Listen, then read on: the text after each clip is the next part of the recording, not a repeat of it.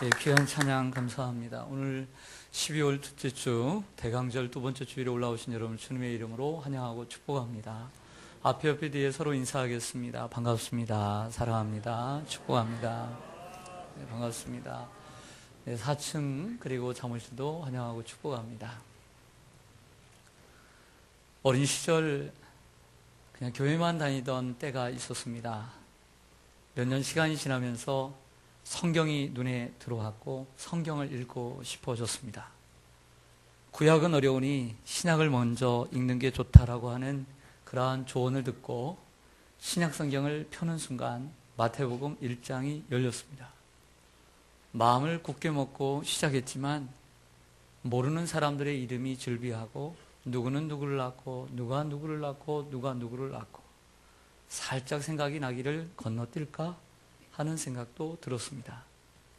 하지만 기왕에 읽기로 마음을 먹었으니 억지로라도 읽어야 되겠다라는 생각을 하면서 꾸역꾸역 읽었던 기억이 납니다.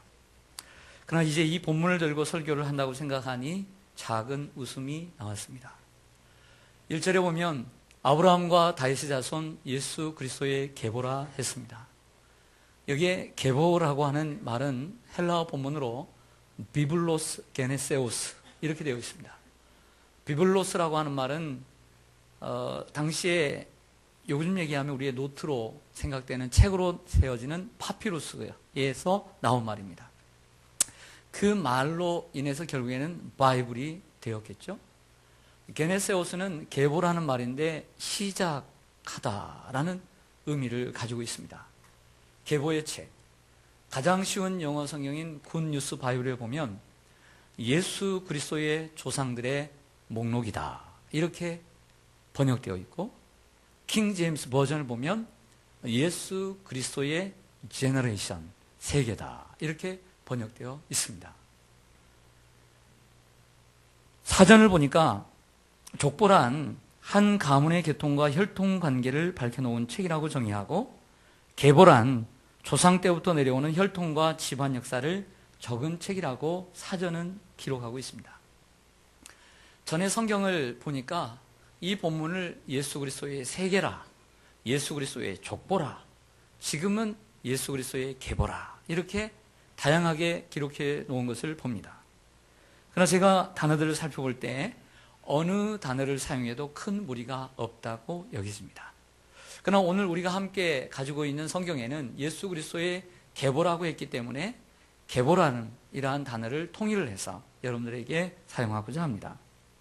이 예수 그리스도의 계보에는 눈으로 보는 표면적인, 단면적인 특징이 몇 가지가 있습니다. 첫째는 오늘 예수 그리스도의 계보는 아브라함과 다윗의 자손 예수 그리스도의 세계다. 즉 예수 그리스도를 아브라함과 다윗의 자손이라고 정의해주고 있다는 것이죠. 여기에 기록된 수많은 인물들이 있지만 예수 그리스도의 그 조상이라고 일컬어질 만한 사람을 두 사람을 일컫습니다. 많은 조상들이 있지만 그 조상 가운데 믿음의 사람이라고 할 만한 사람은 많지 않았다는 얘기죠. 그러나 유대인의 조상이라고 생각하는 아브라함, 그리고 2대 왕인 다윗 왕은 모든 사람들이 존경하고 우러러봤던 이러한 훌륭한 위인이었음을 보여줍니다. 다음으로는 이 계보는 다윗의 계보임을 보여줍니다.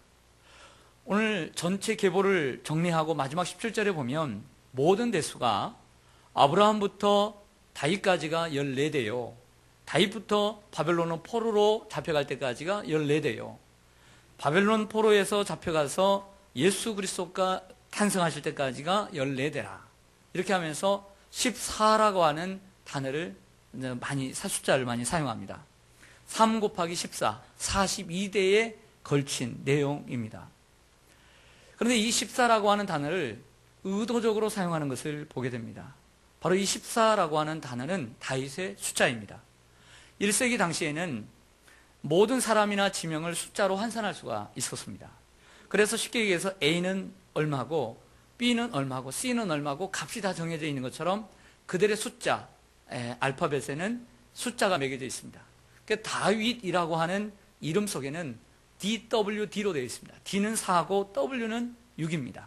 그래서 다윗의 숫자를 합해보면 다윗의 숫자는 14입니다. 그리고 다윗을 중심으로 오늘 본문이 기록되어 있다라는 것을 봅니다. 그 이유는 마태복음은 유대인들에게만 복음을 썼습니다. 그리고 유대인에게 복음을 쓴 이 마태의 중 예수 그리스도의 모습은 왕이었습니다. 우리가 계속해서 살펴보고 있는 마가복음은 종의 복음으로서 소를 상징하고, 그리고 예수님의 모습 속에 누가복음은 인간을 상징하고, 요한복음은 독수리를 상징하는 것처럼 마태복음은 예수님의 왕되심을 예표합니다. 그러므로 왕의 계보, 즉 다윗의 계보를 중심으로 썼다라고 할 수 있습니다. 또한 이 계보에는 완전한 이름들이 들어있는 것이 아니라 빠진 이름들이 있다는 것이죠. 가끔씩 저는 이 본문을 읽을 때마다 어릴 때 이런 생각을 했습니다. 이 족보가 혹시 빠진 사람은 없는가? 그대로의 복음일까? 그대로의 계보일까? 이런 생각을 했는데 찾아보니까 14대씩 세 부분으로 묶어서 암기하기는 편할지 모르지만 오늘 본문에는 빠진 이름들이 있다는 것입니다. 8절을 잠시 보실까요? 8절을 보겠습니다. 아사는 여호사밧을 낳고 여호사밧은 요람을 낳고 요람은 우시아를 낳았다 그랬습니다. 끝부분에 요람은 우시아를 낳지 않았습니다.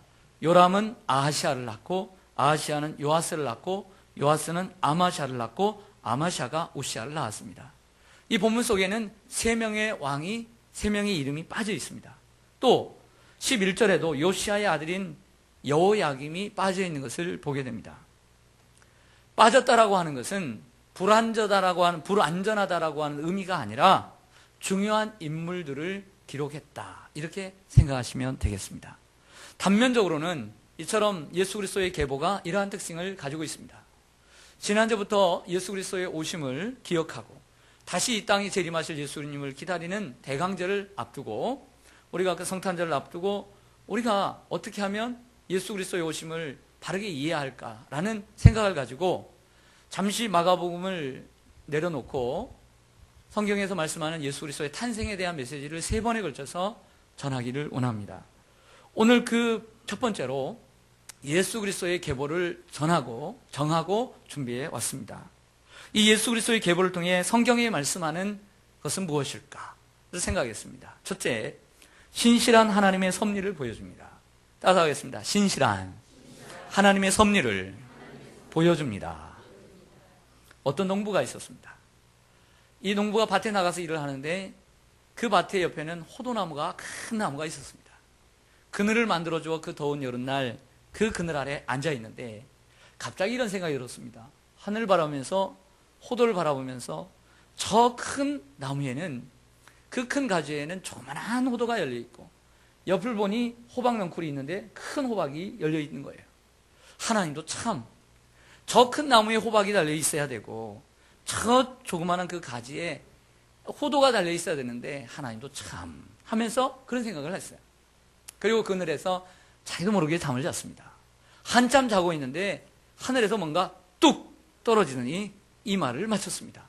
깜짝 놀라서 깨어왔더니 호두가 옆에 떨어져 있었습니다. 호두를 맞은 것이었습니다. 그 순간 이런 생각이 들었어요. 휴, 10년 감수했다. 호두가 아닌 호박이 떨어졌으면 어떨 뻔했나 라는 생각을 했다는 거죠. 작은 호두를 높은 곳에 두신 하나님 감사합니다. 호박은 낮은 곳에 있어야지요. 섭리란 하나님의 목적을 이루기 위해서 하나님께서 만물을 보존하시고 그 만물을 통치하시는 하나님의 역사하심을 의미합니다. 하나님의 목적은 무엇입니까? 하나님의 목적은 자신이 만드신 이 세상을 아름답게 가꾸어가는 것이고, 그 세상 가운데 가장 존귀하게 만든 인간이 죄 가운데 빠져 영원한 멸망에 빠질 수밖에 없기 때문에 그 인간을 구원하는 것이 하나님의 목적입니다. 하나님은 이 목적을 위해서 오래전부터 예수 그리스도, 그분을 준비해 오셨습니다. 이 땅에 예수 그리스도를 보내시기로 계획하셨는데, 그러나 사단은 그 계획을 이미 일찍이 알고 예수 그리스도께서 이 땅에 오심을 반대해오고, 그리고 장애물을 설치해 놓고 방해 공작을 펼쳐왔습니다. 예수 그리스도는 아브라함의 자손으로 이 땅에 오셔야만 했지만 아브라함이 갈대아 우르에서 떠나 가나안 땅에 정착하려고 하자 기근이 임했어요. 그래서 애굽으로, 이집트로 도망을 갑니다. 그런데 아내 사라가 아기도 못 낳았지만 너무나 예뻤어요. 예쁜 나머지 아내라고 하지 않고 동생이라고 속이자 애굽의 바로 왕이 그 아내를 취하고자 했습니다. 그러나 하나님이 막으셨어요. 또 한 번 그랄 땅에 갔음에도 불구하고 그랄의 왕인 아비멜렉이 그 사라를 또 취하려고 하자 또 거짓말을 했어요. 아내가 아니라고, 동생이라고. 그럼에도 불구하고 하나님이 꿈속에서 그를 막으셨어요. 한 번은 다윗의 자손 가운데 요시야라고 하는 한 어린아이를 놓고 모두 다 죽어가는 일이 있었습니다. 그러나 하나님은 그 요시야를 남겨두고 예수 그리스도께서 이 땅에 오시도록 계획해 오시고 섭리해 오셨습니다. 그러므로 이 계보는 막연한 이름들의 열거가 아니라, 나열이 아니라 아브라함의 자손들을 보존해 오신 신실한 하나님의 섭리, 다시 말해 하나님의 신실하심의 기록인 줄로 믿습니다. 예수 그리스도께서 아브라함과 다윗의 자손으로 오시도록 하기 위한 하나님의 신실하심이 오늘 이 계보 속에 있음을 우리가 기억하기를 원합니다. 둘째로 이 계보 속에는 엄청난 하나님의 인내가 들어있습니다. 따라서 하겠습니다. 엄청난 하나님의 인내가 들어있습니다. 예수 그리스도의 이 계보는 오늘 마태는 아브라함부터 예수 그리스도까지 2000년의 역사를 기록해주고 있습니다. 그런데 예수 그리스도의 계보는 누가복음 3장에 누가가 기록한 계보가 하나가 더 있잖아요. 마태의 계보는 위에서부터 아브라함부터 예수 그리스도까지 내려오는 계보이고, 누가복음 3장의 계보는 예수 그리스도로부터 반대로 거슬러 올라가 아담에게까지, 그리고 아담을 만드신 하나님에게까지 올라간 계보로 되어 있습니다. 아브라함부터 시작하긴 했지만 2000년의 역사를 기록하고 있지만 구약 전체 아담으로부터 시작되는 4000년의 역사의 축소판이라고 할 수가 있죠. 아담이 에덴 동산에서 범죄한 후에 하나님은 인간을 구원하기 위해서 그때부터 예수 그리스도를 준비하셨습니다. 그래서 창세기 3장 15절에 이 오리지널 복음을 통해서, 원복음을 통해서 여인의 후손이 저 짐승의 후손의 머리를 부실 것이다 라고 예언해 주셨습니다.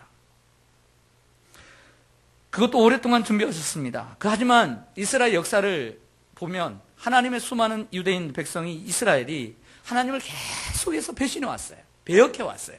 배반해 왔어요. 그러나 하나님은 그 무수한 배반에도 불구하고 하나님도 계속해서 더 참으시고 인내하시며 기다려 오셨다는 것입니다. 우리 성경 말씀 한 구절 보시죠. 베드로후서 3장 9절입니다. 같이 읽죠. 시작. 주의 약속은 어떤 이들이 더디다고 생각하는 것 같이 더딘 것이 아니라 오직 주께서는 너희를 대하여 오래 참으사 아무도 멸망하지 아니하고 다 회개하기에 이르기를 원하시느니라. 아멘. 하나님은 오래 참으시고 모든 사람이 한 사람이라도 더 구원받기를 원하시는 것이 하나님의 뜻이기에 지금까지도 오래 참으셨다는 것입니다. 이 하나님의 구원에 대한 열망이 기록되어진 책이 구약이요, 이 하나님의 뜨거운 구원의 열망이 오랫동안 기다려져서 예수 그리스도를 통해서 성취된 책이 바로 신약이라고 할 수 있죠. 그러므로 성경은 인간을 향한 하나님의 무한한 사랑과 인내를 기록한 책이라고 할 수가 있습니다. 결국 예수 그리스도의 탄생은 인간의 구원을 향한 하나님의 계획의 성취요, 하나님의 인내의 선물이라고 할 수가 있습니다. 유대인의 탈무드에 보면 이런 이야기가 있습니다. 창세기 28장에 나오는 아브라함이 지나가는 세 사람을 대접하고 영접함으로 하나님을 영접하는 중요한 사건이 기록되어 있는 것처럼 그것을 빗대어서 하나의 이야기를 만들었던 것 같아요. 그래서 탈무드에 보면 아브라함이 하루는 그 장막 앞에서 그늘에 앉아서 가만히 앉아 있는데 어떤 나그네가, 지나가는 손님이, 지나가는 행인이 큰 짐을 지고 무겁게 그 앞을 지나가는 거예요. 가만히 뚫어지라 보고 있으니까 그 사람의 얼굴이 힘들어 보이고 그리고 인생이 무거워 보여요. 그냥 침이 많은 것 같아요. 그래서 지나가는 사람에게 뭐라도 한번 대접해야 되겠다 생각을 하고 그 사람을 불렀습니다. 여보세요. 힘들어 보이는데 좀 쉬고 가세요. 네, 감사합니다. 그리고 그 손님을 드렸습니다. 들어가서 아브라함은 사라에게 여보, 이 귀한 손님이 왔는데 뭐라도 좀 준비해서 좀 주세요 라고 하자 사라가 준비를 해서 빵을 준비하고 우유를 준비해서 식사를 대접을 했습니다. 가만히 그것을 지켜보고 있던 아브라함이 그 나그네에게 이렇게 얘기를 합니다. 손님은 음식을 잡수실 때 하나님께 기도를 하지 않으십니까? 감사 기도를 하지 않으십니까? 라고 물었어요. 그러자 나그네는 나는 페르시아 사람으로서 평생 불교를 숭배해 왔습니다. 하나님을 잘 모릅니다. 라고 얘기하자 아브라함이 마음에 화가 일어났어요. 분이 일어났어요. 그러면서 이런 얘기를 합니다. 당신 같은 사람을 내 장막에 들 수가 없어. 당장 내 집에서 나가시오. 라고 쫓아냈습니다. 그 말 들은 나그네는 뒤를 돌아보지도 않고 그 집을 나가버렸습니다. 얼마 시간이 지나서 아브라함이 다시 장막 앞에 앉아 있었습니다. 그때 또 한 사람이 지나갑니다. 근데 그 사람은 하나님의 사자였습니다. 하나님의 사자가 아브라함에게 다가와서 이렇게 말합니다. 아브라함아, 하나님은 저 사람을 위해서 50년을 참아왔는데 넌 어찌하여 저 사람에게 1시간도 참지 못했느냐? 라고 말했습니다. 사랑하는 성도 여러분, 오늘 하나님께서 50년을 기다려서 이 자리에 불러주신 분도 있습니다. 믿음이 없을 수 있습니다. 하나님을 잘 모를 수 있습니다. 그러나 하나님이 부르셨으니까 우리가 영접해야 될 줄로 믿습니다. 우리가 참는 건 1시간이니까. 하나님은 수없이 참으셨으니까요. 사랑하는 여러분, 하나님의 참으심의 결과가 무엇일까요? 하나님의 오래 참으심의 결과가 무엇일까요? 하나님의 오랜 엄청난 인내의 결실이 무엇일까요? 저와 여러분입니다. 하나님이 저와 여러분을 기다려주지 않았으면 어떻게 지금의 우리가 될 수 있겠습니까? 하나님 앞에 마음을 상하게도 하고 하나님의 마음을 슬프게도 했지만 하나님은 여전히 우리를 참고 기다리셨어요. 반대로 여러분들의 인내와 기다림의, 인생의 인내와 기다림의 결실이 무엇입니까? 아마 이쪽 분들은 생각하시기를 내 남편이요. 남편분들의 이야기는 또 달라요.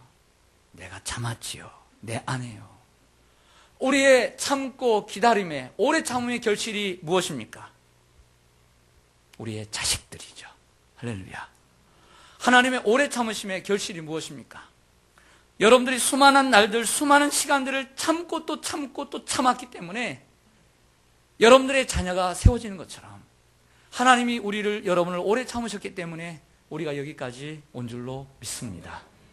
오늘 이 예수님의 족보는, 계보는 이처럼 하나님의 오래 참으심을 우리들에게 보여주고 있기에 예수님의 성탄은 우리에게 감사가 아닐 수가 없는 거지요. 셋째로 예수 그리스도의 이 계보 속에는 기쁘신 하나님의 은혜를 보여줍니다. 따라서 하겠습니다. 기쁘신 하나님의 은혜. 그렇습니다. 기쁘신 하나님의 은혜를 보여줍니다. 들어보세요. 오늘 계보 속에는 마리아를 포함한 5명의 여인이 이 계보에 들어가 있습니다. 여러분들이 주일학교 시간에 혹은 성경을 읽으면서 배웠던 것처럼 5명입니다. 3절에 보면 다말이라고 하는 여인이 기록되어 있고 5절에 보면 라합과 룻이라고 하는 여인이 기록되어 있고 6절에는 누구죠? 네? 우리아의 아내. 감사합니다. 이럴 때도 있어요. 우리아의 아내라고 했는데 이름은 밧세바입니다. 근데 이 4명의 사람, 여인들에는 2가지 공통점이 있어요. 하나는 유대인이 아닌 이방인 사람이다. 이방인들이다. 또 하나의 특징은 건강한 가정을 이룬 가정이 아니라 다 건강하지 못한 불행한 가정 생활을 했던 사람들이에요. 부부 생활을 했다. 예를 들어 다말은 유다의 아내가 되는데 원래부터 유다의 아내인 것이 아니라 며느리였어요. 며느리가 시아버지와 육체적인 관계를 갖고 그리고 아들을 낳았어요. 라합은 가나안의 원주민이었고 기생이었어요. 창녀였어요. 룻이라고 하는 여인은 모압 여인이었으나 보아스와 결혼해 아이를 오벳을 낳았습니다. 우리아의 아내 밧세바는, 그의 남편은 우리아 장군이었습니다. 그 장군은 헷 사람이었기 때문에 이 우리아도 헷 여인이었을 가능성이 크다는 것입니다. 하지만 다윗이 이 여인을 좋아하므로 다윗이 결국에는 범죄하게 되었고 결국 그 범죄로 인해서 남편이 죽고 그리고 재혼을 다윗과 하게 된 것입니다. 그러나 다말은 예수 그리스도의 조상의 명단에 오르게 되었고 라합은 믿음으로 구원을, 자신도 얻고 가족도 구원을 얻었고, 룻은 다윗의 증조 할머니가 되었습니다. 그리고 바세바는 그 유명한 지혜왕인 솔로몬을 낳아 예수 그리스도의 조상이 되도록 허락받은 여인이 되었습니다. 그럼에도 불구하고 우리에게는 여전히 문제가 남습니다. 문제가 남아요. 우리 일반적인 사람에게도 우리의 족보에는, 우리의 계보에는 당연히 여인의 이름은 들어가지도 않고, 여인의 이름을 넣어도, 그리고 훌륭한 사람의 이름을 넣을 텐데, 그 거룩하고 존귀한 예수님의 그 거룩한 족보에, 계보에 이렇게 입에 담기도 싫은 여인들의 이름을 왜 넣었느냐라고 하는 거죠. 왜 넣었을까요? 당시의 유대인들의 족보에는, 계보에는 여인의 이름을 넣지 않습니다. 저희 집에도 족보가 하나 있어서 살펴보았습니다. 그랬더니 이렇게 나와 있습니다. 우리 아버지의 이름 옆에 어디 아무개 무슨 홍씨, 그리고 자 누구누구, 자 누구누구 이렇게 기록되어 있어요. 우리나라 족보에도 여인의 이름은 기록되어 있지 않고 광산 김씨, 밀양 박씨, 전주 이씨, 경주 칠씨 이렇게만 기록되어 있는 여인의 이름을 봅니다. 만약에 여인의 이름을 기록하고 싶으면 박근혜 대통령 정도는 돼야 되겠죠. 대처수상 정도는 돼야 그래도 내 족보에 올만한, 유관순 열사 정도, 아니면 나이팅게일 정도는 돼야 내 족보에 넣고 싶지 않겠습니까? 그러나 이처럼 추악한 죄를 저지른, 입에도 담고 싶지 않은 여인들의 이름을 그 거룩한 예수님의 족보에 넣은 이유는 무엇일까라고 하는 거죠. 그 이유는 예수님은 이 땅에 의인이 아닌 죄인을 구원하러 오신 그리스도라는 것을 보여주는 것입니다. 더 나아가 유대인만이 아닌 이방인을 향한 그리스도임을 보여주기 위해서 이 계보가 기록된 줄로 믿습니다. 하나님은 죄를 미워하십니다. 하지만 예수 그리스도의 탄생과 십자가 부활로 말미암아 우리의 죄를 용서해 주시고 그의 자녀, 그의 가족으로 삼으시고 예수님의 족보 아래 우리들의 이름을 넣는 것을 부끄러워하지 아니하시고 기뻐하시는 하나님인 줄 믿습니다. 결국 예수 그리스도의 계보 속에는 죄인을 향한, 우리를 향한 하나님의 기쁘신 은혜와 하나님의 그 기쁘신 사랑이 구구절절히 되어 있는 줄로 믿습니다. 그래서 예수님의 마지막 제자인 사도 요한은 요한일서 4장 9절과 10절에서 이렇게 말씀을 해주고 있습니다. 우리 함께 읽지요. 시작. 하나님의 사랑이